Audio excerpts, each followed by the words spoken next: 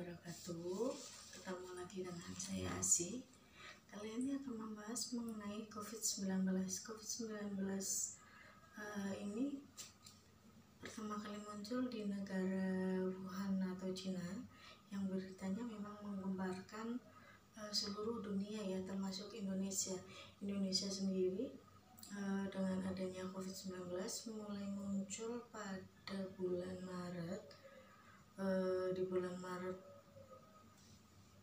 tahun ini, pemerintah langsung menganjurkan kepada seluruh warga Indonesia untuk melakukan lockdown lokal. Tidak hanya lockdown lokal, adanya stay at home, physical distancing, dan work from home, semua sudah dianjurkan oleh pemerintah.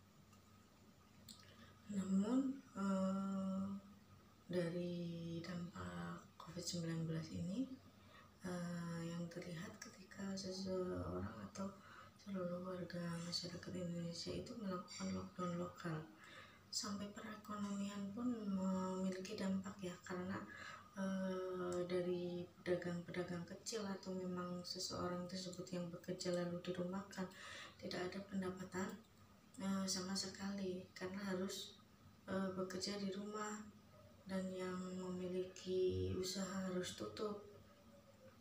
Dari dampak lockdown lokal ini, pengusaha atau usaha-usaha kecil juga tidak bisa beroperasi atau berjualan kembali, sehingga untuk bertahan hidup pun memanfaatkan dari uang tabungan mereka masing-masing mungkin, atau dengan memang modal yang harus diputarkan, tapi untuk kelangsungan selama hidup selama pandemi COVID-19. Contoh yang terkena dampak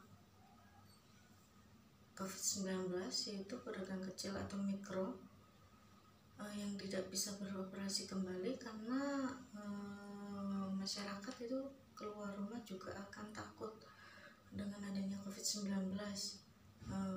Belanja pun mereka hanya seperlunya ya, atau keluar rumah dengan mereka menggunakan masker atau prosedur kesehatan yang memang dianjurkan oleh pemerintah. Selama 2 bulan hampir 3 bulan lebih memang harus di rumah, tidak boleh bepergian. Berpergian pun harus memang ada kepentingan. Jadi tujuannya untuk lockdown itu jadi menghentikan virus itu menular ke diri kita atau semua yang memang memiliki kegiatan di luar rumah. Jadi memutus rantai virus COVID-19. Di bulan Juni, COVID-19 kan itu ramai di Indonesia bulan Maret ya. Maret, April, Mei itu masyarakat sudah melakukan lockdown total, lockdown lokal. Jadi tidak boleh bepergian. Memang ada sih beberapa dari kita yang sudah keluar rumah sebelum 3 bulan atau 2 bulan itu karena memang kepentingan yang mendesak ya. Terlihat jelas dari perekonomian kita juga terkena dampak, tidak ada penghasilan sedikit pun yang masuk seperti itu. Jadi memanfaatkan uang tabungan untuk kelangsungan hidup selama pandemi COVID-19, apalagi untuk yang memiliki usaha industri besar di kota-kota besar ya. Di kota-kota kecil pun masyarakat yang memiliki usaha tersebut harus memutar otak bagaimana selama pandemi COVID ini mereka bisa melangsungkan hidupnya.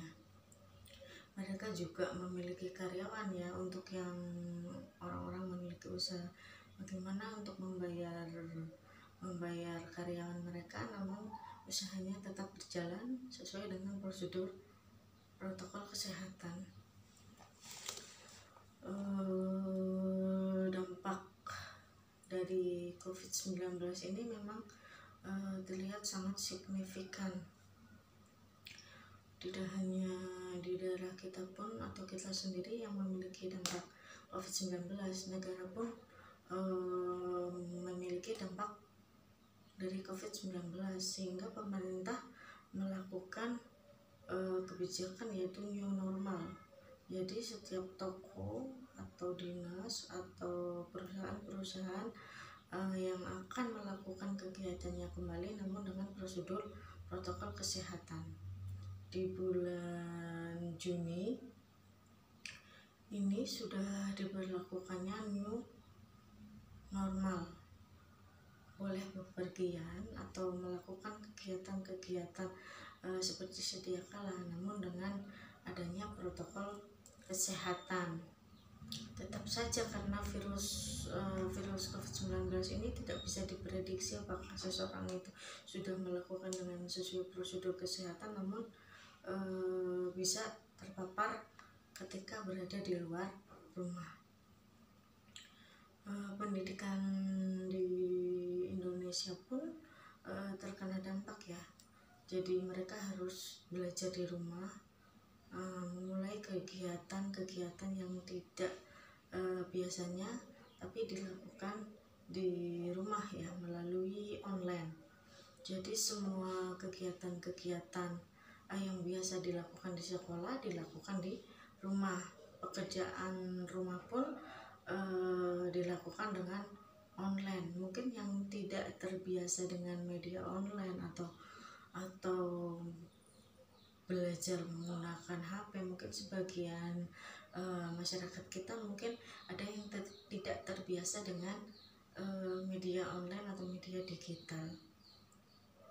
Mungkin orang-orang yang menengah atas mungkin sudah terbiasa, namun untuk masyarakat yang menengah kecil ke bawah untuk belajar di rumah dengan menggunakan HP mungkin itu belum terbiasa, atau bisa jadi orang tua pun belum siap dengan adanya belajar melalui media digital. Itu contoh dari dampak pendidikan ya.